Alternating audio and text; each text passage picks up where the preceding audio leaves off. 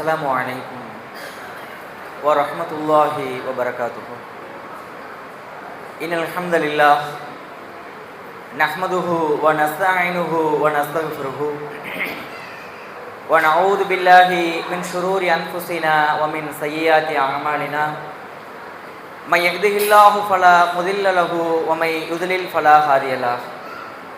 وأشهد أن لا إله إلا الله وحده لا شريك له وأشهد أن محمدا عبده ورسوله. يا أيها الذين آمنوا اتقوا الله حق تقاته ولا تموتن إلا وأنتم مسلمون. கண்ணியத்திற்குரிய எல்லாம் அல்ல அல்லாஹ்வின் நல்லடியார்களே, ரமதான் மாதத்துடைய 13வது இரவில் நாம் அமர்ந்திருக்கிறோம். முன்பொரு காலத்தில் என்கிற தலைப்பின் கீழ் கடந்த 2 நாட்களாக 2 வெவ்வேறான சம்பவங்களை பார்த்திருக்கிறோம். இதை நீங்கள் மனப்பாடம் பண்ணணும்னா சொல்கிற தகவலை அந்த ஹதீஸ் நம்பரில் நீங்கள் எடுத்து படிச்சுட்டா மனசில் நிற்கும். அப்படி இல்லைன்னா கூர்ந்து கேட்டால் மனசில் நிற்கும். ஏன்னா இந்த முன்பொரு காலத்தில் 2 மனிதர்கள் இருந்தாங்க, 5 மனிதர்கள் இருந்தாங்க, 3 மனிதர்கள் இருந்தாங்கன்னு நிறைய இருக்கும். அது உங்களை கன்ஃபியூஸ் பண்ணிடக்கூடாது.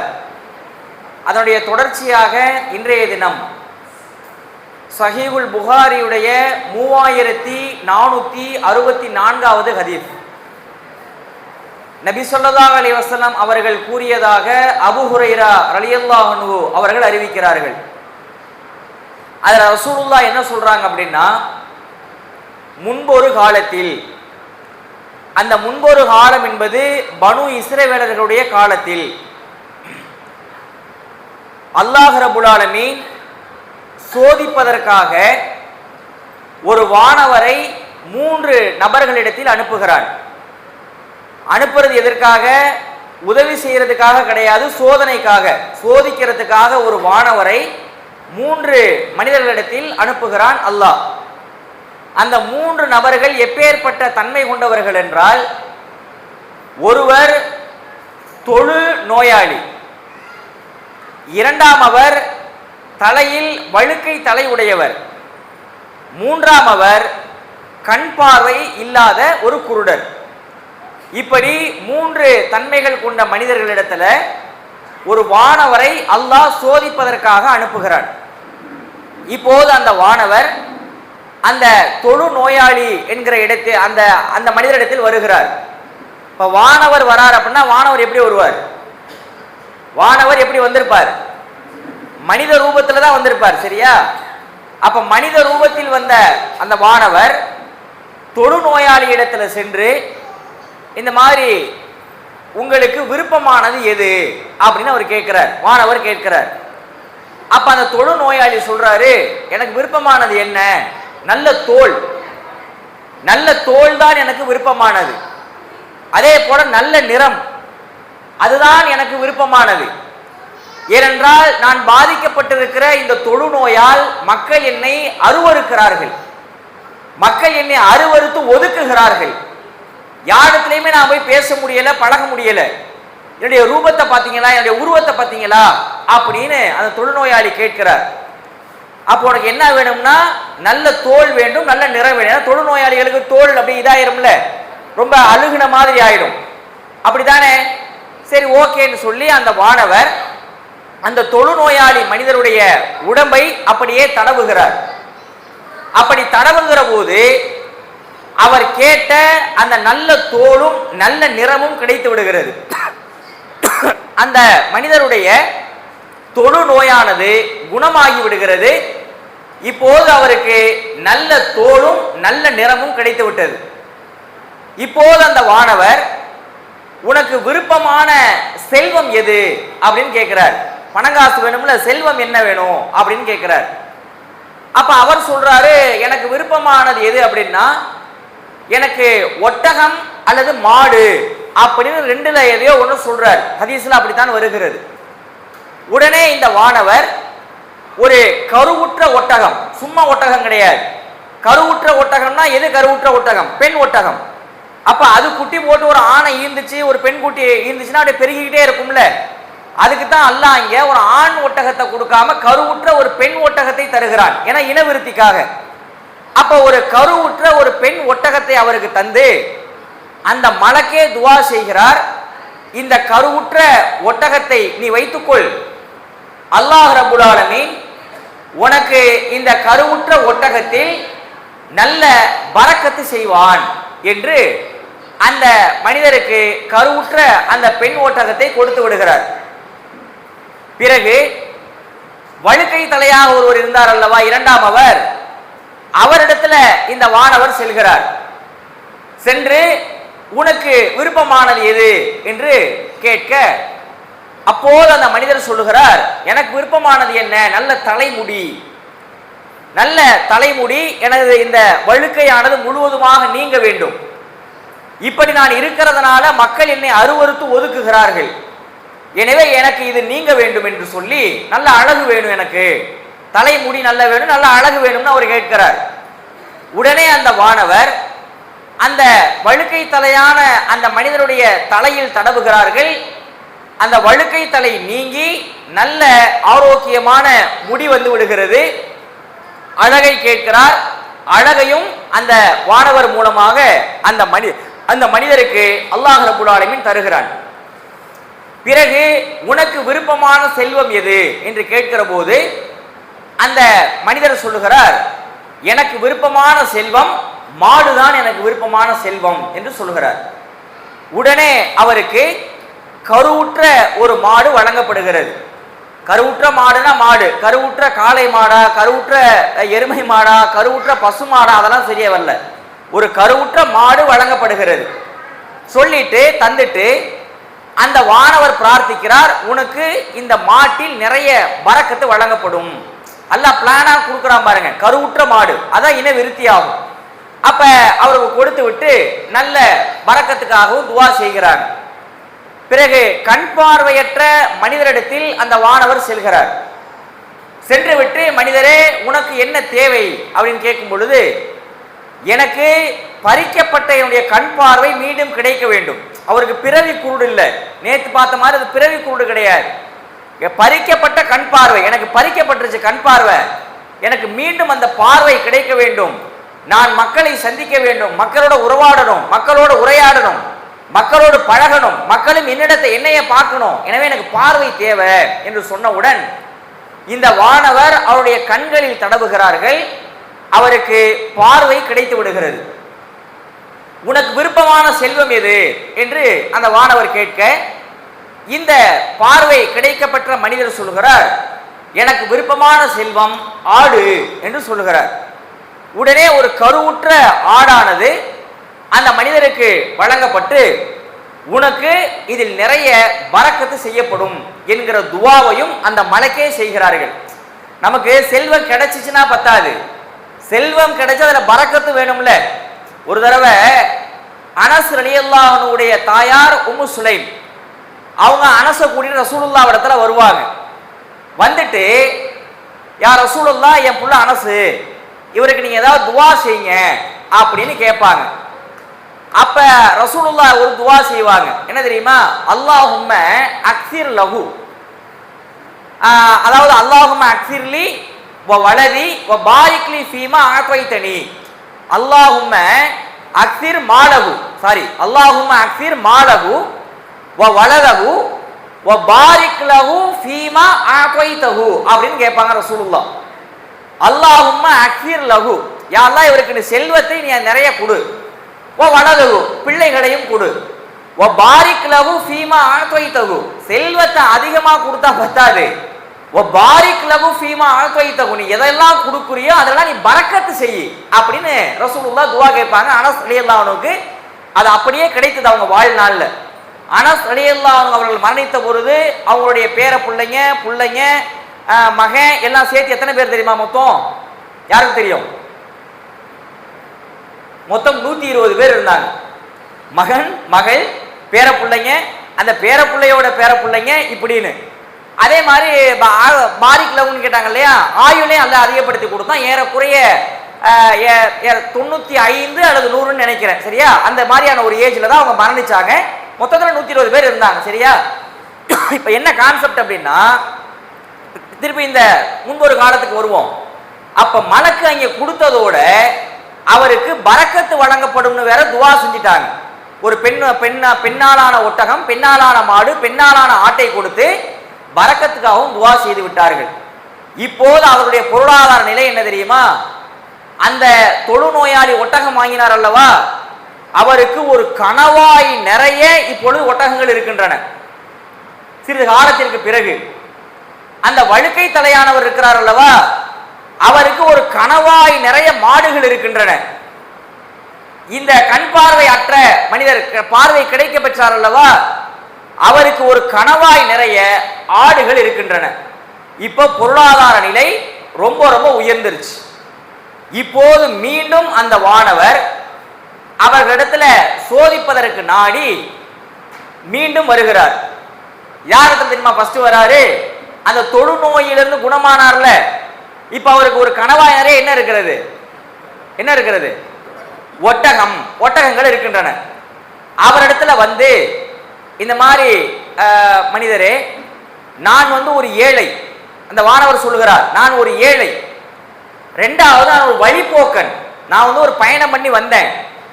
வந்த இடத்துல என்னுடைய வாழ்வாதாரத்தை நான் தொலைத்து விட்டேன். என்னோடது எல்லாமே தொலைஞ்சு போச்சு. இப்ப எனக்கு உதவி செய்யறதுக்கு யார் தெரியுமா இருக்கிறா? அல்லாஹ் தான் எனக்கு உதவி செய்கிறவன். அல்லாஹ்வும் அவன் உன் மூலமா எனக்கு செஞ்சா நீ தான் இருக்கிற. எனக்கு இப்ப உதவி செய்யறதுக்கு அல்லாஹ் இருக்கிறான், அதன் பிறகு எனக்கு நீ தான் இருக்கிற. எனவே ஒரு இடத்துல கிடைக்கக்கூடிய ஒரு ஒட்டகத்தை நீ எனக்கு கொஞ்சம் கொடுத்து எனக்கு உதவி செய்ய என்று அந்த மனிதர் கேட்கிறார். அப்ப இந்த மனிதர் சொல்றாரு, உனக்கு கொடுத்து உதவி செய்யறதுக்கெல்லாம் எனக்கு நேரம் கிடையாது. முதல்ல இங்கிருந்து கிளம்பு, எனக்கு நிறைய வேலை இருக்கு. அவர் சொல்ற வார்த்தை, எனக்கு நிறைய வேலை இருக்கு. இவர் எப்படி இருந்தாரு, எனக்கு நிறைய இப்ப வேலை இருக்கு, நீ முதல்ல கிளம்பு, நீ கேட்டதை என்னால கொடுக்க முடியாது, கெட் அவுட் அப்படின்னு அவர் சொல்றாரு. அப்ப இந்த மனிதர் சொல்றாரு, எடுத்துரைக்கிறாரு, ஏன்பா நீ தொழுநோயில இருந்த, தொழுநோயிலிருந்து உன்னை அல்லாஹ் குணமாக்கி உனக்கு நல்ல தோல் நல்ல நிறத்தை அல்லாஹ் கொடுக்கலையா? நீ நல்ல ஒரு பயங்கரமான ஒரு ஏழையா இருந்த, இன்றைக்கு ஒரு கணவாய் நிறைய ஒட்டகங்கள் இருக்கின்றன. அன்னைக்கு அதுதான் செல்வம். இன்னைக்கு நம்ம ஊர்ல மாதிரி நினைக்க கூடாது, ஆடு மேய்க்கிறவங்க எல்லாம் இப்படித்தானே இருக்கிறாங்கன்னு. அன்னைக்கு அதுதான் செல்வம். ஒட்டகம் கணவாய் நிறைய கொடுத்திருக்கிறான் அல்லாஹ். இப்படி இருந்து நீ இப்படி பழச மறந்துட்டு நன்றியை மறந்துட்டு இப்படி நீ பேசுறியே அப்படின்னு சொல்லும் பொழுது, அப்போது இந்த மனிதர் சொல்லுகிறார், என்னது அல்லாஹ் கொடுத்தானா? அல்லாஹ்லாம் கொடுக்கல. நான் என்னுடைய இந்த தோளையும் என்னுடைய இந்த நிறத்தையும் என்னுடைய இந்த செல்வத்தையும் என் முன்னோர்களிடமிருந்து வாரிசாக அடைந்து வருகிறேன். நம்ம அல்லாஹ் கொடுத்தாங்கிற அப்படின்னு அந்த மனிதர் சொல்ல, அப்போது இந்த வானவர் சொல்கிறார், நீ கூறுவதில் பொய்யனாக இருந்தால் அல்லாஹ் உன்னை மீண்டும் பழைய நிலைக்கே மாற்றி விடட்டும் அப்படின்னு சபித்து விட்டார். சபிச்சுட்டு ரெண்டாவது ஆள், இவர் யாரு யாரு யாரு வழுக்கை தலை உடையவர், சரியா? அவரிடத்துல இப்ப கணவாய் நிறைய மாடுகள் இருக்கின்றன.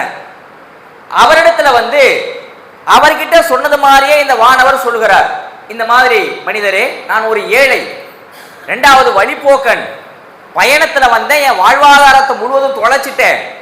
எனவே நீங்க எனக்கு ஏதாவது உதவி செய்யுங்க, இவ்வளவு மாடு வச்சிருக்கிறீங்களா, ஒரு மாட்டை கொடுத்து உதவி செய்யுங்க என்று அவர் கேட்கிறார். அவன் சொன்ன அதே பதிலை இவனும் சொல்கிறார், அதெல்லாம் எதுவும் கிடையாது, என்னால உனக்கு உதவி செய்ய முடியாது, கிளம்பு அப்படின்னு சொன்னவுடன் இவரிடத்திலேயும் வானவர் எடுத்துரைக்கிறார், இந்த மாதிரி வழுக்க தலையா இருந்த உனக்கு அல்லாஹ் நல்ல முடியையும் அழகையும் கொடுத்து மீண்டும் இது மாதிரி இவ்வளவு மாடு கணவாய் முழுக்க வைத்திருக்கிறாய், இவ்வளவு செல்வங்களையும் அல்லாஹ் தந்திருக்கிறார், எனக்கு நீ உதவி செய்யக்கூடாதா அப்படின்னு கேட்கும் பொழுது அவர் சொல்றாரு, நம்ம அல்லாஹ் கொடுத்தானா? அல்லாஹ்லாம் கொடுக்கல, இதையெல்லாம் வாரிசு முறையில எங்க அப்பா வச்சிருந்தாரு, எங்க அப்பாவுக்கு எங்க தாத்தா வச்சிருந்தாரு, இப்பொழுது நான் வைத்திருக்கிறேன்னு அதே பதிலை அந்த மனிதனும் சொல்லுகிறான். அப்பொழுது வானவர், நீ கூறுவதில் பொய்யனாக இருந்தால் அல்லாஹ் உன்னை மீண்டும் பழைய நிலைக்கே மாற்றி விடட்டும்னு அந்த வானவர் அவரையும் சபித்து விட்டார். பிறகு மூன்றாம் அவர், இவர் யார்? கண் பார்வை அற்றவராக இருந்து கண் பார்வையை பெற்றவர். இவரிடத்துல சென்று, மனிதரே, நான் ஒரு ஏழை, ஒரு வழிபோக்கன், என் பயணத்தில் நான் வாழ்வாதாரத்தை தொலைத்து விட்டேன், எனவே நீ எனக்கு உதவி செய்ய அப்படின்னு சொல்லுகிற போது அந்த மனிதர் சொல்லுகிறார், உண்மைதான், நீங்கள் ஒரு ஏழை வழிபோக்கன், நானும் ஒரு காலத்தில் கண் பார்வை அற்றவனாக இருந்தேன், எனக்கு கண் பார்வை தந்தது அல்லாஹ். நான் ஒரு ஏழையாக இருந்தேன், எனக்கு இவ்வளவு கணவாய் நிறைய ஆடுகளை தந்ததும் அல்லாஹுதான். எனவே உனக்கு நான் கண்டிப்பாக உதவி செய்கிறேன். இந்த கணவாயில உனக்கு என்ன வேணுமோ நீ எடுத்துக்கோ, எடுத்துக்கொண்டு இதை நீ எனக்கு திருப்பி தரணுங்கிற அவசியமும் இல்லை. நீ வாங்கிட்டு போயிட்டு வீட்டுக்கு போயிட்டு நீ எங்கெல்லாம் இருக்கியா திருப்பிலாம் கொண்டு வர வேண்டாம். நீ என்ன எடுத்துக்கிறியோ நீ எடுத்துக்கிட்டு நீ அப்படியே கிளம்பு, நீ திருப்பி தரணுங்கிற அவசியம்லாம் இல்லை. நான் ஒண்ணுமே இல்லாதவனா இருந்தேன், என்னை அல்லாஹ் தான் இந்த நிலைக்கு உயர்த்தினா என்று அவர் அந்த நன்றியோடு நினைத்து பார்த்து அவருக்கு உதவி செய்கிறார். இப்பொழுது அந்த வானவர் சொல்கிறார், எனக்கு இதெல்லாம் வேண்டாம், எனக்கு இதெல்லாம் வேண்டாம். ஏன்னா வாங்கினா மனுஷன் எல்லாம் வாங்குறதுக்கு வானவர்ல வந்திருக்கிறாரு, எனக்கு இதெல்லாம் வேண்டாம். அல்லாஹ் சோதிப்பதற்காக என்னை அனுப்பினான், உங்களை கொண்டு அல்லாஹ் மிகவும் திருப்தி அடைந்தான். மீதி அந்த இருவரை கொண்டு அல்லாஹ் கடும் கோபம் கொண்டான். கடும் கோபம். நம்ம ஒரு சின்ன பிள்ளையா இருக்கிற பொழுது நம்ம அப்பாவை மேல ரொம்ப கோபமா இருக்காரு, இப்போதைக்கு வீட்டுக்கு வராதரான்னா நம்ம எவ்வளவு இப்படி இருக்கும். அல்லாஹ் அந்த ரெண்டு பேரின் மீது கடுமையான கோபம் கொண்டிருக்கிறான் என்று நபி ஸல்லல்லாஹு அலைஹி வஸல்லம் அவர்கள் முன்பொரு காலத்துல பனு இஸ்ரவேல் சமூகத்தில் நடந்த இந்த ஒரு சம்பவத்தை விவரிக்கிறார்கள். இப்போ இதுல இருந்து நமக்கு கிடைக்கக்கூடிய பாடம் என்ன அப்படிங்கிறத நம்ம பார்க்கணும். என்றைக்குமே நம்முடைய பழைய நிலை பிறகு தற்போதைய நிலை.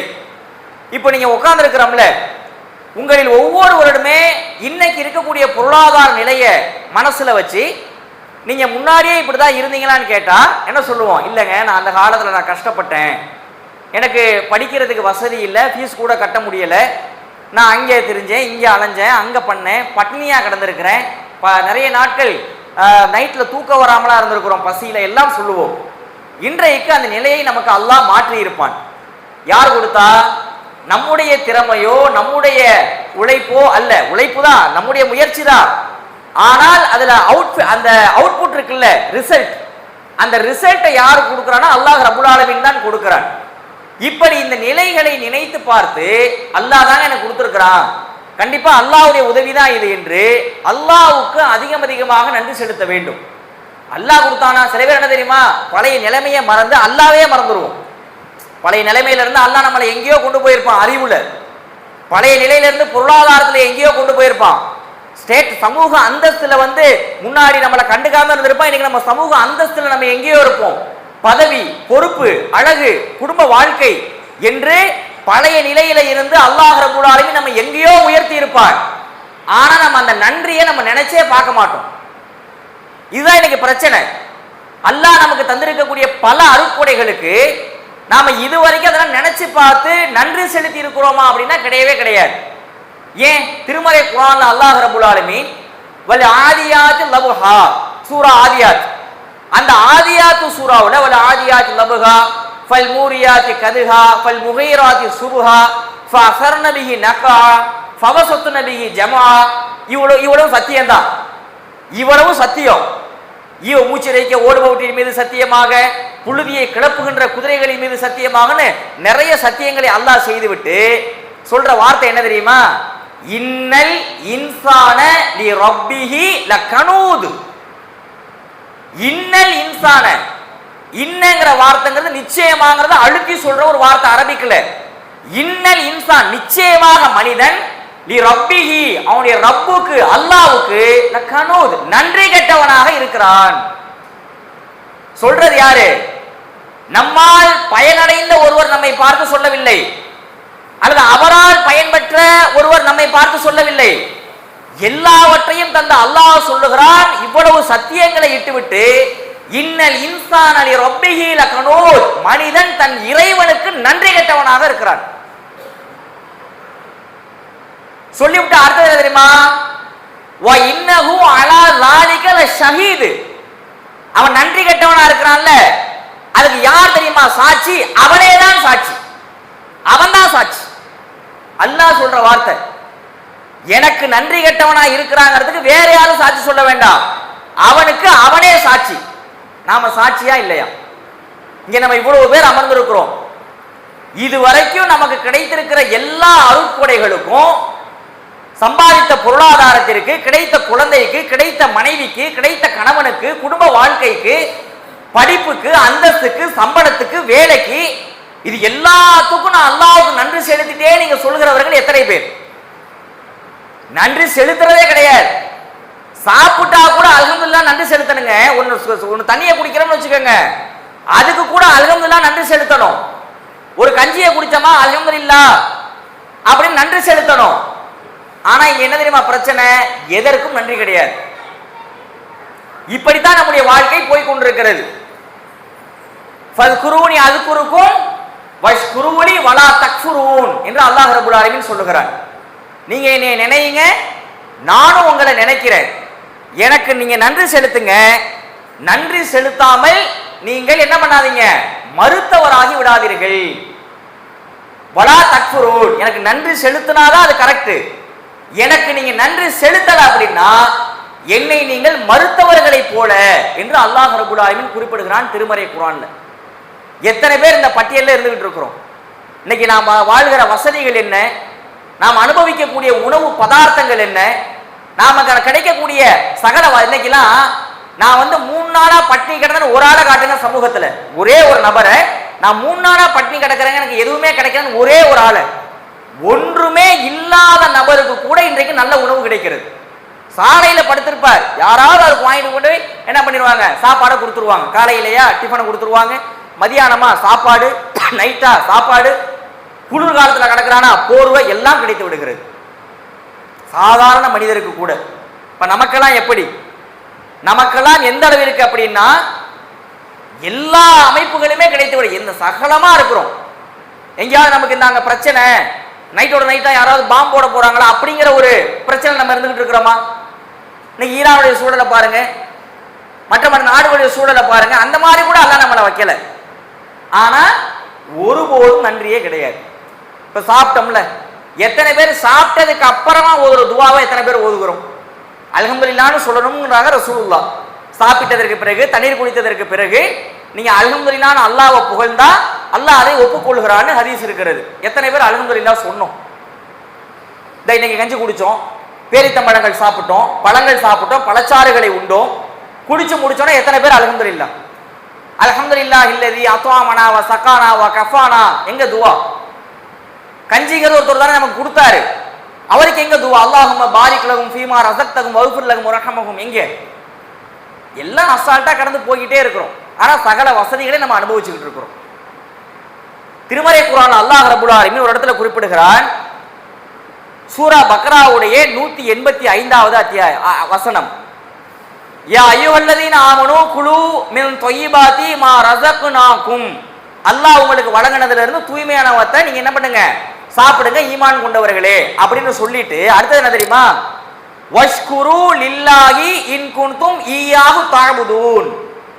நீங்கள் அல்லாஹ்வை மட்டுமே வணங்குபவர்களாக இருந்தால் அவனுக்கு நீங்கள் நன்றி செலுத்துங்கள். ஏகத்துவத்தை போட்டு உடைக்கிறான் அல்லாஹ் இந்த இடத்துல. ஃபர்ஸ்ட் என்ன சொல்லிட்டான் அல்லாஹ், யா அய்யுஹல்லதீன ஆமனூ, நம்பிக்கை கொண்டவர்களே, குலூ மின் தொய்யிபாத்தி மா ரஸக்னாகும். அல்லாஹ் உங்களுக்கு வழங்கின தூய்மையானதை நீங்க சாப்பிடுங்க. சாப்பிட்டு அடுத்த வார்த்தை அல்லாஹ் சொல்றது என்ன தெரியுமா? வஷ்குரு லில்லாஹி, அல்லாஹ்வுக்கு நன்றி செலுத்துங்க. இன் குன்தும் ஈயாஹு தஅபுதூன், நீங்கள் அல்லாஹ்வை மட்டுமே வணங்குபவர்களாக இருந்தால் அல்லாஹ்வுக்கு நன்றி செலுத்துங்கள். நாம அல்லாஹ்வை மட்டும் வணங்குறோமா இல்ல அல்லாஹ்வோட சேர்த்து ஏதாவது அசோசியேட் வச்சிருக்கிறோமா? அல்லாஹ்வை மட்டும் தானே வணங்குறோம்.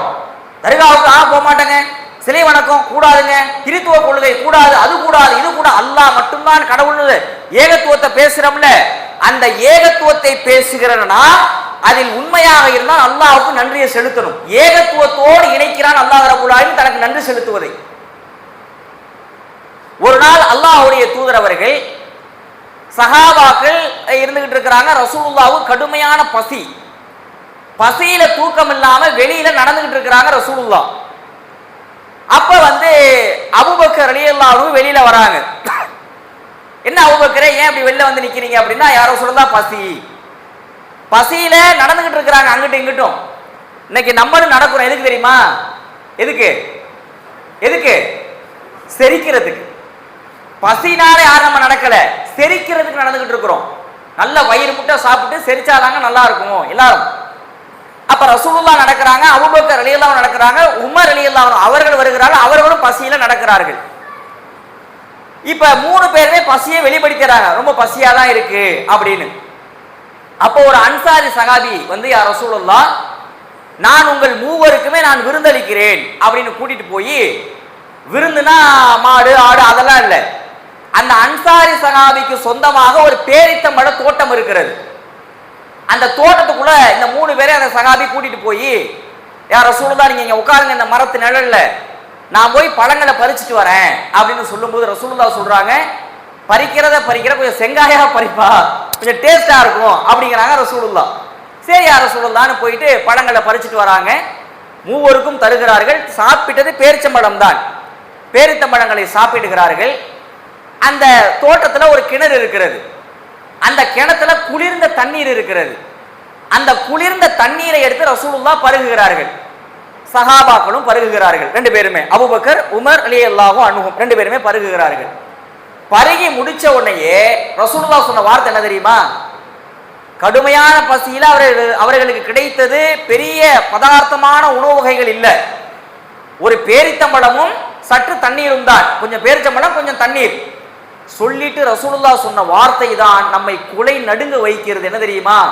எனது அருமை தோழர்களே, நாம் பசியோடு இருந்தோம், இங்கே நமக்கு இந்த பேரித்தம்பழம் கிடைத்தது, தாகத்தோடு இருந்தோம், தண்ணீர் கிடைத்தது, இதோ இந்த குளிர்ந்த காற்று கிடைத்திருக்கிறது, இதற்கு கூட நாளை மறுமை நாளில் பதில் சொல்லாமல் நம்முடைய கால்கள் நகராது அப்படிங்கிறாங்க ரசூலுல்லாஹ். இப்போது நாம் சாப்பிட்ட இந்த 2-3 பேரித்தம்பழங்களுக்கு, இப்போது நாம் பருகிய இந்த தண்ணீருக்கு, இப்போது நாம் அனுபவித்த இந்த காற்று வசதிகளுக்கு நாளை மறுமையில் நிச்சயமாக அல்லாஹ் நம்மை கேள்வி கேட்பான். அப்படியானால் நம்முடைய நிலைமை எவ்வளவு எவ்வளவு உணவு பதார்த்தங்கள், எவ்வளவு வசதி வாய்ப்புகள். இன்னைக்கு உண்மையிலே வசதி வாய்ப்புகள் எங்கேயோ வந்துருச்சு, பொருளாதார ரீதியாக நம்ம எங்கேயோ வந்துட்டோம். ஆனால் ஒரு நன்றி, யா அல்லாஹ், ஒரு 2 ரக்காத் தொழுகை, யா அல்லாஹ், நான் இப்படியெல்லாம் இருந்தேன், நான் இப்படியெல்லாம் அந்த காலத்தில் கஷ்டப்பட்டிருக்கிறேன், எங்க அம்மா ஒருவேளை சாப்பாடு இல்லாமல் இவ்வளவுலாம் கஷ்டப்பட்டாங்க, என்னை நீ இன்னைக்கு அல்லாஹ் நீ உயர்த்தி இருக்கிற, யா அல்லாஹ், மனசார அதை நினைச்சு, ஆள் மனசுல சப்கான்சியஸ் மைண்ட்ல நினைச்சு ஒரு 2 ரக்காத் தொழுது அல்லாஹ்வுக்கு அல்ஹம்துலில்லாஹி ஹம்தன் கஸீரன் தொய்யிபன் முபாரக்கன் ஃபீஹி என்று நாம் நன்றியை செலுத்த வேண்டும். செலுத்தலனா நிச்சயமாக அல்லாஹ் கேள்வி கேட்பான். செலுத்தவில்லை நிச்சயமாக கேள்வி. நபி சுலைமான் அலைஹிஸ்ஸலாம் அவங்க ஒரு துஆ செஞ்சாங்க. என்ன தெரியுமா? ரப்பி அவுஸிஅனி அன் அஷ்குர நிஅமதிகல் லதி அன்அம்த அலைய வஅலா வாலிதைய. இறைவா, நீ என் மீதும் என்னுடைய பெற்றோர்கள் மீதும் புரிந்த அருட்கொடைகளுக்கு நான் நன்றி செலுத்துவதற்கு எனக்கு நீ உதவு. முதல்ல நான் உனக்கு நன்றி செலுத்தணும் நிறைய, அதுக்கு நீ முதல்ல எனக்கு உதவி செய்யு. நாம எதுக்கு கேட்போம் உதவிய? யா அல்லாஹ், நான் இப்படி இருக்கேன், எனக்கு உதவி செய்யு, கஷ்டப்படுறேன் உதவி செய்யு, உடம்பு இப்படி இருக்குது எனக்கு உதவி செய்யு, எனக்கு அது கிடைக்க உதவி செய்ய, இது கிடைக்க, இதுக்கு உதவியை கேட்டுவிட்டு யாராவது உனக்கு நான் நன்றி செலுத்துறியால நீ அதுக்கு உதவி செய்ய யாராவது கேட்கிறோமா? முஆத் இப்னு ஜபல் ரலியல்லாஹு அன்ஹு அவரை அழைத்து ரசூலுல்லாஹ் சொன்னது என்ன தெரியுமா? நான் உனக்கு ஒரு துஆவை சொல்லி தருகிறேன், அந்த துஆவை ஒருபோதும் நீ விட்டு விடாதே, ஒருபோதும் விட்டுறாதப்பா அந்த துஆவை. என்ன துஆ? ஒவ்வொரு ஃபர்லான தொழுகைக்கு பிறகு அல்லாஹும்ம ஐன்னி அலா ஸிக்ரிக வ ஷுக்ரிக வ ஹுஸ்னி இபாதத்திக. யா அல்லாஹ், நான் உன்னை நினைப்பதற்கு, உனக்கு நன்றி செலுத்துவதற்கு, உனக்கு அழகான முறை இபாதத்தை செய்யறதற்கு எனக்கு நீ உதவி செய்வாயாக என்று ரசூலுல்லாஹ் ஒரு துஆவை சொல்லி கொடுத்து ஒருபோதும் இதை விட்டுறாதங்கிறாங்க. நம்முடைய நன்றிகள் எல்லாம் இன்றைக்கு அல்லாஹ்விடத்துல எதுவுமே கிடையாது. நீங்க நினைச்சு பாருங்க, ஒரு ஆஸ்பத்திரிக்கு போறீங்க, ஒரு மணி நேரம் அவருக்கு செயற்கை சுவாசம் வெண்டிலேட்டிங் சப்போர்ட்ல தான் அவர் வந்து சுவாசிக்கிறாரு அப்படின்னா அவருக்கு பில் எவ்வளவு தெரியுமா? அந்த 1 மணி நேரத்துக்கு, ஒரு நாள் முழுக்க அவர் வெண்டிலேட்டிங் சப்போர்ட்ல தான் இருக்கிறாரு, எவ்வளவுப்பா பில்லு அப்படின்னு பார்த்தா லட்சக்கணக்கில் எழுதி கொடுக்குறான். ஆனா இன்னைக்கு நம்ம என்ன தெரியுமா? காலையில இருந்து 24 மணி நேரமும் சுவாசிக்கிட்டு தான் இருக்கிறோம். ஏதாவது ஒரு பில்லை கொடுத்தான அல்லாஹ் ரப்பல் ஆலமீன்? ஏதாவது ஒரு சிரமம் இருந்ததா சுவாசிக்கிறதுல? இந்த அருமை எப்ப தெரியுமா தெரியும்? அந்த சுவாசித்தலுக்கு சிரமம் படுறாங்கல்ல, அப்பதான் தெரியும், ஆகா நமக்கு எவ்வளவு எவ்வளவு அருட்கொடைகள் நமக்கு அல்லாஹ் தந்துகிட்டு இருக்கிறான். வயிறு சாப்பிடுறாரு, வயிற்றுக்குள்ள போட கிட்னி வழியாக வெளியே வருகிறது. கிட்னி ஃபங்க்ஷன் இல்ல, டயாலிசிஸ். கல்லீரல் ஃபங்க்ஷன் இல்ல, மூளை ஃபங்க்ஷன் இல்ல, அது இல்ல இது இல்லன்னு எவ்வளவு பேர். நீ நன்றி செலுத்தணுங்கிறதுக்காக தான் உனக்கு நான் செவி புலனை கொடுத்திருக்கிறேன், நன்றி செலுத்தணுங்கிறதுக்காக தான் பார்வை புலனை தந்தேன், நன்றி செலுத்துறதுக்காக தான் உனக்கு இந்த உடல் அமைப்பையே தந்தேங்கிற அல்லாஹ். எங்க நன்றி? நன்றி செலுத்துறதுக்கு தான் செவியை கொடுத்தான் அல்லாஹ். யா அல்லாஹ் நல்லா கேட்குது காது, நான் கேட்கிற திறனுக்கு யா அல்லாஹ் உனக்கு நன்றி என்று எங்கே நன்றி? நான் நல்லா பார்க்கிறேன், அந்த பார்வைக்கு நன்றி, என் உடல் நன்றாக இருக்கிறது, அந்த ஆரோக்கியத்திற்கு நன்றி என்று எதிரையுமே நம்ம நன்றியே செலுத்துறது இல்லை. கொஞ்சம் பழசெல்லாம் நினைச்சு பாருங்க. இன்னைக்கு நம்ம அல்லாஹ் உயர்த்தி இருக்கிறான், எதுலயோ உயர்த்தி இருப்பான், அறிவுல, சமூக அந்தஸ்துல, பொருளாதாரத்துல, கல்வியில, பதவியில, பொறுப்புகள்ல. ஆனால் நாம அதுக்கெல்லாம் நம்ம உணவுல நன்றியே செலுத்த மாட்டேங்கிறோம். இறுதியாக அல்லாஹ் இவ்வளவு இடத்துல நன்றி செலுத்துங்கிறான்ல, கடைசியாக அல்லாஹ் ஒன்றை போட்டு முடிக்கிறான். என்ன தெரியுமா? வஇத் தஅல்லன ரப்புக்கும் லஇன் ஷகர்தும் லஅஸீதன்னக்கும் வலஇன் கஃபர்தும் இன்ன அஸாபி லஷதீத். எனக்கு நீங்கள் நன்றி செலுத்தினால் உங்களுக்கு நான் என் அருளை அதிகப்படுத்துவேன். எனக்கு நீ தேங்க்ஸ் பண்ணுன அப்படின்னா நான் இன்னும் உனக்கு அதிகமா கொடுக்கிறேன். வஇன் கஃபர்தும், ஒருவேளை நீ மறுத்தால், இன்ன அஸாபி லஷதீத், என்னுடைய அஸாப் எப்படி தெரியுமா? மிக கடுமையானது என்கிறான் அல்லாஹ் ரப்பல் ஆலமீன். உனக்கு இவ்வளவு கொடுத்தன்ல, நன்றி செலுத்தினா நான் உனக்கு இன்னும் அதிகப்படுத்தி கொடுக்கிறேன். ஒருவேளை நீ நன்றி செலுத்தல அப்படின்னா இன்ன அஸாபி லஷதீத், என்னுடைய வேதனை கடுமையானது, ஞாபகம் வச்சுக்க அப்படிங்கிறாங்க. ஷதீதுங்கிற வார்த்தையை அல்லாஹ் பயன்படுத்துகிறான். என் வேதனை ரொம்ப கடுமையானது அப்படின்னா என்ன அர்த்தம்? நன்றி செலுத்தாம போய் நின்னோம்னு வைங்க, மறுமையில அனுபவிக்க வேண்டியதான் தண்டனை, அல்லது இம்மையிலே எதிர்பார்க்க வேண்டியதான். இவ்வளவு கொடுத்தனே, அவ்வளவு கொடுத்தனே, இவ்வளவு நாள் அப்படிலாம் நடந்தமே, இவ்வளவு நாள் இப்படி போனமே, இவ்வளவு நாள் சுவாசியமே, இவ்வளவு நாள் கண்ணு நல்லா தெரிஞ்சிச்சே, இவ்வளவு நாள் நல்லா சாப்பிட்டமே, இப்ப சாப்பிட முடியல ஏடு, அன்றைக்கு புலம்பி எந்த பிரயோஜனமும் கிடையாது. எனவே நம்முடைய முந்தைய நிலைமையையும் தற்போதைய நிலைமையும் கம்பேர், ஒப்பீட்டு அளவுல ஒப்பீட்டு செய்து உண்மையிலேயே இன்றைக்கு நான் நல்லா இருக்கிறேன் என்பதற்காக அல்லாஹ்வுக்கு அதிகம் அதிகமாக நன்றி செலுத்த வேண்டும். அல்லாஹ் ரப்பல் ஆலமீன் நம்ம அனைவருக்கும் உதவி செய்வானாக. அதாவது முன்னாடி நம்ம 10 நாள் எடுத்தோம் இல்லையா, அதுல தண்டனைகள்ல என்ன தண்டனை, எதுக்காக அழிச்சாங்கிறதுல படிப்பினை பெறணும் அந்த அச்சத்துல இருந்து. இப்ப முன்பொரு காலம் எடுக்கிறோம் தெரியுமா, இது அப்படியே பாசிட்டிவா வச்சுக்கோங்க சரியா? எப்படி பாசிட்டிவ்னா, இது அழிக்கிறது கிழிக்கிறதுலாம் இல்லை, நம்முடைய ஹேபிட்டை நம்ம என்ன பண்றது, நமக்குள்ளே என்ஹான்ஸ் பண்ணிக்கிறது, உயர்த்திக்கிறது. முதல் நாள் என்ன பார்த்தோம்? இந்த இந்த இந்த சாப்டர்ல முதல் நாள் என்ன பார்த்தோம்? இந்த முன்பொரு காலத்தில் சாப்டர்ல ஃபர்ஸ்ட் டே நம்ம பார்த்த டாபிக் என்ன சொல்லுங்க யாராவது? பெண்கள் சைடு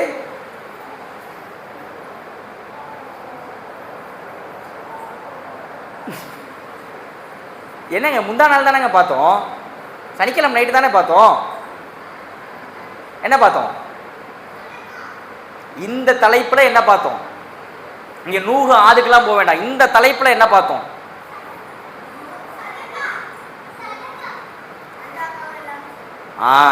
அல்லாஹ்வுக்காக செய்யணுங்கிற உள தூய்மை பார்த்தோமா இல்லையா? 3 பேரை உதாரணமா காட்டி. நேற்று என்ன பார்த்தோம்? நிறைய பார்த்தோம். நீ எதை கேட்குறீங்க?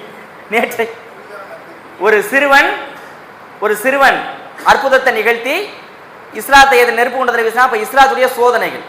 அப்ப இதெல்லாம் பாசிட்டிவா வச்சுக்கிறீங்க.